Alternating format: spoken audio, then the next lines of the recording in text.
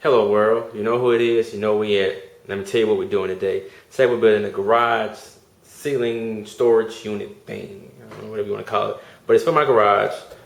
If you remember when we first started this journey we on now, it was nothing but a screwdriver and a hammer sitting in the middle of the floor. Well now God has seen fit to bless me to have tools and tools upon more tools. So what we're going to do now is build a ceiling storage rack here to get all of my excess wood. You see I have a set of tires in there, just stuff, regular garage stuff. And as you can see, we have bicycles now. My little trailer for my daughter. You see I tried to take the woods off of it this morning. I couldn't get it to collapse. But we're going to have that done. My miter saw, my table saw, all my stuff here. So we're going to build a rack in the ceiling to get everything off the ground. Again, just pretty much clean it up, 5S, everything. You see how my lawn care equipment, because it's summertime, so it has to be pulled out to be used. My compressor, just all my random things in my garage. I'm trying to get it, again, clean, 5S. If you don't know what 5S is, look it up. So, let's get started, shall we? And again, this is part one of the garage ceiling storage unit. All my supplies on the floor, but I'll walk you through it as we begin to work. So, I'll catch up with you in a little while. So first thing we're going to do is lay out the actual frame of this ceiling storage unit base. See here, again, that's just me laying out 2x4s. Everything's made out of 2x4s and quarter-inch sheathing from your local hardware store. I will not say your name, hardware store, until you pay me to say it. So you want to talk price? Holla at your boy. Just made our cuts on the miter saw. Again, just to get everything squared up. You see my tape measure here laid out. Most tape measures, look at it, you see, I always see like this 16 is highlighted and 32 and so on and so forth. That's the standard length for a stud. So we do the same thing here. So just, 16 inches. Get yourself a hash mark here. I can get you some exact, look, get yourself a hash mark here. There. Come down 32 inches.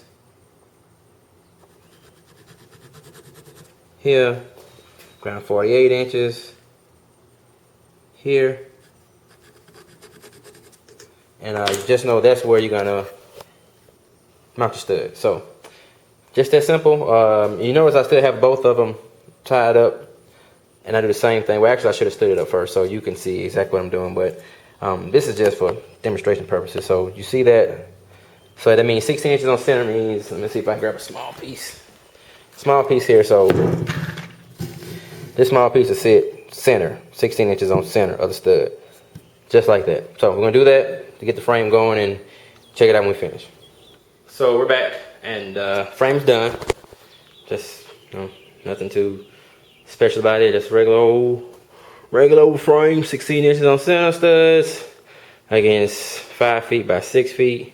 So you're pretty much looking at the front going back, loading this direction. That's it. Took me a few minutes to get it done. Now we go and lay sheathing over. You wonder why the sheathing is so small? Because it had to fit in my car. So if I measure right, I should be about 3/8 of an inch off based on cuts to get it to fit in my car.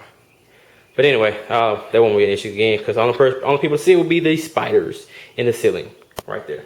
So lay the sheathing on top and the base will be done. Then I get in the ceiling and hang my ankle. Come on, that's somewhere right here. All right, we'll get to that part. So before I tack this sheathing down, I want you to see some devil in the detail here. If you notice here how this is a stud. Studs are 1.5 inches wide. You see here how it's not completely flush with the stud. That's because the next piece of sheathing is going to go here, so it'll catch both these studs as well as this sheet having studs. So it won't be again like a flimsy point because the sheathing's not strong enough. Here it'll be, everything will have 2 studs to be attached to. So that's just kind of a detail point that if you want to make note of, that you don't want to sit completely flush unless it's the end of the frame, but you need that half, again, once like maybe 3/4 inch overlap so that the next piece will lay flush on top of it. Let me see. I grab this piece here just to give you some idea what it's gonna look like.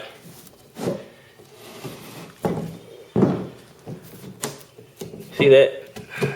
How it sits on the stud as well. So just FYI going forward. You know who it is, you know where we at, and you know what we're doing. Update, base is built. Get my jigsaw out of the way. Excuse me.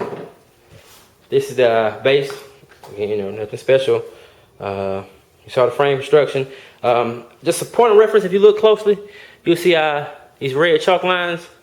And that's what I do when I'm sheathing up a frame.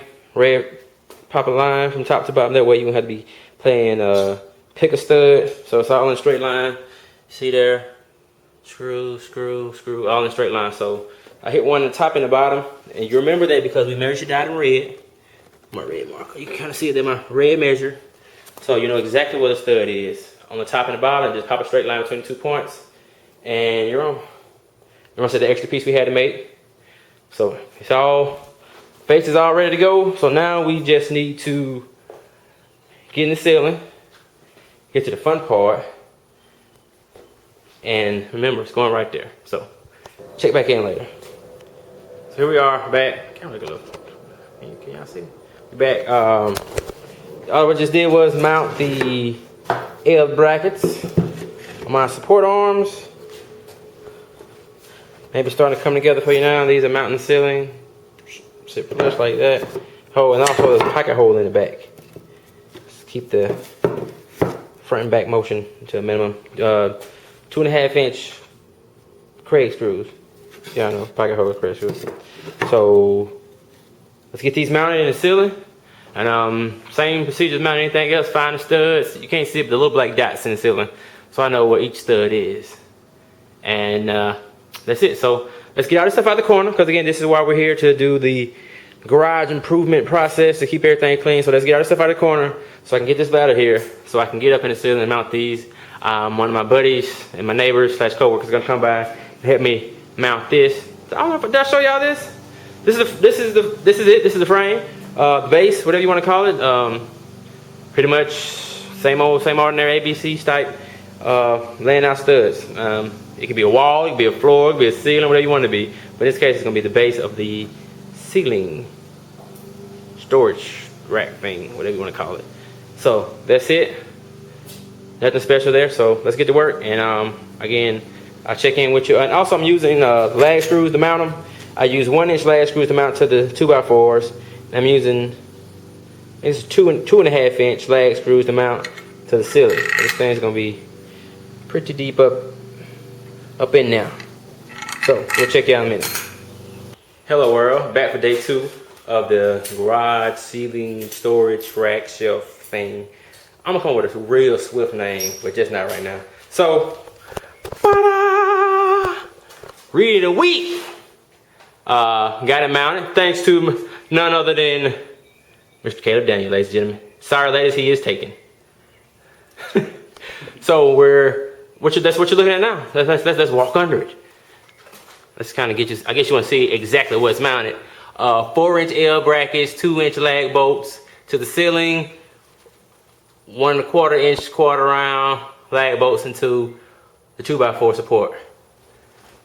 2.5 inch wood screws here, here, and here, as well as here, here, and here. So that's the view. Let's see if I can kind of, if you were really super duper tall, that's what it would look like. Just like that. And no, the light is not in the way, but there you go. Thanks, sir. So now you can see exactly what you're looking at. And that's where I'm gonna get all this crap off the floor, all my scrap wood. And if you notice, it is flush with this drop down beam support here. Just kind of add a little more personal touch to it. And that's it, ladies and gentlemen. Eventually, my good friend Kay got some ideas about mounting hanging hardware on the joist here. So my work table will be here anyway. So just kind of, you know, added value. Like I said, get all my scrap wood out the floor, get all this stuff out the corner, see all my stuff. We had to move around to get everything set up. But there it is. It took us comprehensively maybe 5 hours to get this done. It looks easy.